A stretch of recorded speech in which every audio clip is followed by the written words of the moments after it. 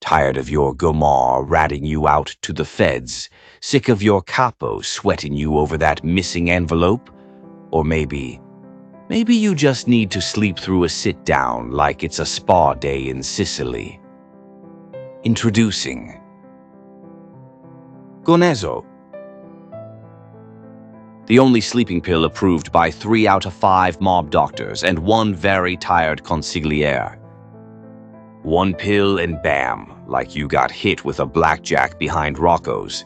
But you wake up fresh, no bruises, no wiretaps, and no regrets. Real customer testimony. I took Gonezo before my arraignment, woke up in Tijuana with a new name and a suitcase full of counterfeit 20s, 5 stars. Gino the Fork Abatacola. Now with our patented forget-about-it formula, Gonezo erases shame, guilt, and 3 to 5 hours of your last regrettable night at the Velvet Lounge. Warning, side effects may include sudden urges to flee the country, thinking you're bulletproof, marrying your Gumar's cousin during a blackout in Atlantic City. Ask your bookie if Gonezo is right for you, or don't. He's probably already on it. Gonezo, sleep like you ain't got priors. Look, what the fuck you doing in there, you prick?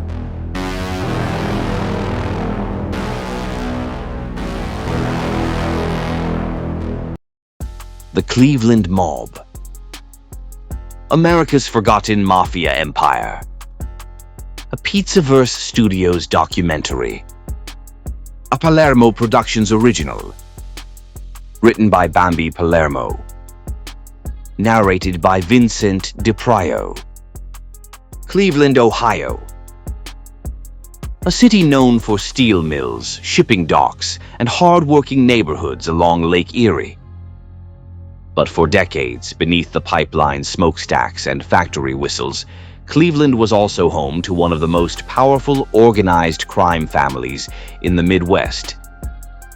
A mafia empire that operated quietly, efficiently, and sometimes violently. Unlike the mob families of New York or Chicago, the Cleveland crime family rarely made national headlines. But its influence stretched across Ohio and into the gambling rackets of the Midwest. And at the center of that empire stood a boss known for his quiet discipline and ruthless control. John Scalish. The roots of the Cleveland Mafia. Organized crime in Cleveland began in the early 20th century. Like many American mafia families, it grew out of immigrant neighborhoods where Sicilian and Italian communities settled. During the Prohibition era, bootlegging gangs flourished across Ohio. Alcohol smuggling created enormous profits for criminal organizations. Violent power struggles between rival gangs became common. One of the most notorious early Cleveland mob leaders was Frank Milano. Milano eventually consolidated power and established the Cleveland crime family as a recognized mafia organization within the national structure of La Cosa Nostra. Under Milano's leadership, the Cleveland family became closely connected to the powerful mafia families of New York and Chicago. The Quiet Boss. After Milano stepped down, leadership eventually passed to John Scalish. Unlike many mob bosses, Scalish preferred to stay out of the spotlight. He avoided public attention, rarely spoke to the press, and ran the Cleveland crime family more like a business than a street gang. Under Scalish, the Cleveland mob controlled numerous rackets, illegal gambling operations, loan sharking, labor union influence, nightclubs and bars, and connections to organized crime networks throughout the Midwest. For years, the Cleveland Mafia operated with remarkable stability. But that stability would not last forever. The Cleveland bombings. One of the most infamous chapters in Cleveland mob history involved a series of bombings that earned the city a grim nickname: Bomb City, USA. During the 1960s and 1970s, Cleveland experienced dozens of car bombings connected to organized crime. These explosions were often used to intimidate rivals, punish informants, or eliminate competition. The violence shocked residents and attracted the attention of federal authorities. Investigators soon realized that organized crime groups were behind many of these attacks. The bombings marked a turning point. Law enforcement agencies began focusing greater attention on Cleveland's underworld. The War Within. Following the death of John Scalish in 1976, the Cleveland crime family began experiencing internal conflict. A violent struggle for appropriate emerged between rival factions. Among the key figures in this conflict was Danny Green, an Irish mobster who clashed repeatedly with Italian mafia leaders. Green's battles with the Cleveland Mafia escalated into a deadly war. Car bombings, assassinations, and retaliatory attacks became increasingly common. In 1977, Danny Green himself was killed when a bomb exploded in the parking lot outside his office. The explosion was so powerful it shook nearby buildings. The mob war had reached its peak. Hey, you in trouble with the wrong people? Your bookie, your barber, your mother? Come on down to Mikey's Witness Protection Warehouse, where we hide you so good, even you won't find yourself. We got disguises for every situation. You want to vanish like a Vegas debt collector? Boom, we got the Gone in 60 Seconds special. Need a fresh start? We'll hook you up with a fake passport, a new name, and a job at a cannoli stand in Toledo. Frankie Two Forks. I was Frankie Two Forks. Now I'm Larry the Plumber. Nobody suspects nothing, except maybe my accent. All our services come with a lifetime warranty or until the feds catch you, whichever comes first. Big Tony. Hey Mike, what about witness relocation for pets? Tony, no one's looking for your goldfish, all right? Mikey's Witness Protection Warehouse, hide smart, not hard. Call today and mention the code word "forget about it" for a free burner phone and 2 fake IDs. Mikey's Witness Protection Warehouse is not affiliated with the U.S. government, the FBI, or anyone with actual authority. Side effects may include new accents, strange relatives, and sudden urges to start over in Tampa. So don't wait. Disappear today and tell him Mikey sent you. Actually, don't tell him nothing. Mikey's Witness Protection Warehouse. We'll make you a nobody, professionally. The FBI strikes back. The violence in Cleveland eventually drew major attention from federal investigators. Using surveillance, informants, and new organized crime laws, the FBI began targeting the Cleveland Mafia's leadership.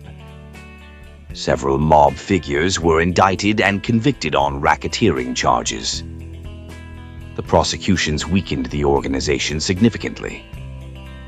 Although the Cleveland crime family continued to exist for years afterward, it never regained the power it once held under John Scalish.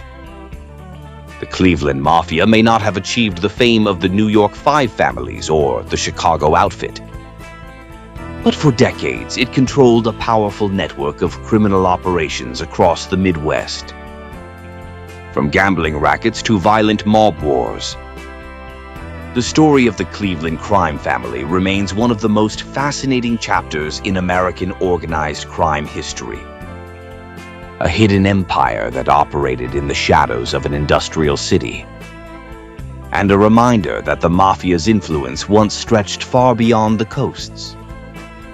Organized crime in America has always evolved. Families rise, empires fall, and power shifts from one city to another.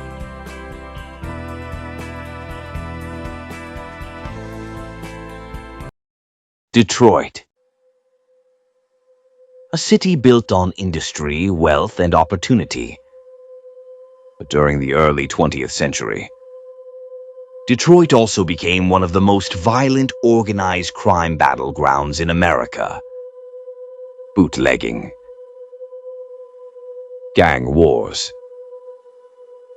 and a ruthless criminal group known as the Purple Gang. The Purple Gang dominated Detroit's underworld during Prohibition, smuggling liquor across the Canadian border, controlling illegal alcohol distribution across the Midwest. But their reign of terror would eventually collide with the rise of a powerful mafia organization, the Detroit Partnership, led by mob bosses who built one of the most disciplined crime families in America.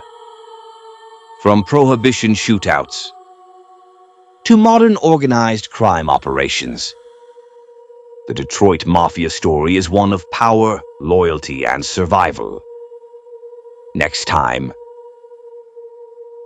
we uncover the hidden history of the Detroit Mob. The Detroit Mob, the Purple Gang, and the rise of the Partnership. A Pizzaverse Studios documentary. A Palermo Productions original. Coming soon.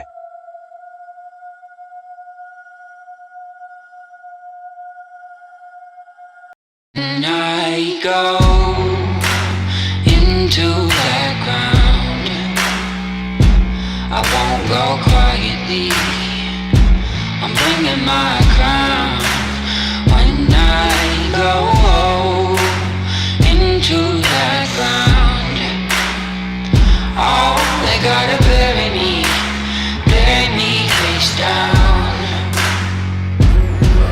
From the rubble, what do I see? There's a whole damn army thinking that they're gonna harm me, saying that I'll never get free. Oh, I got troubles, they won't let me be. But I won't get tired, set the town on fire till my troubles got trouble with me. Thinking that they've won, it's only just begun.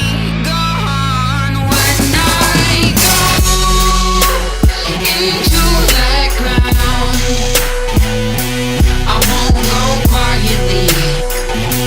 I'm bringing my crown.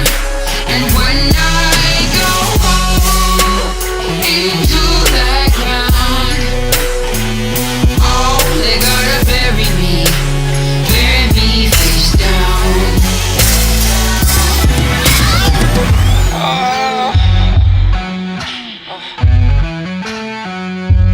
I've been on the run since I was a boy, but now I'm done running. Got another thing coming, watch my enemies get destroyed. Oh, I got troubles of more than one kind, but I never sleep. Gotta bury me 6 feet deep where the sun don't shine.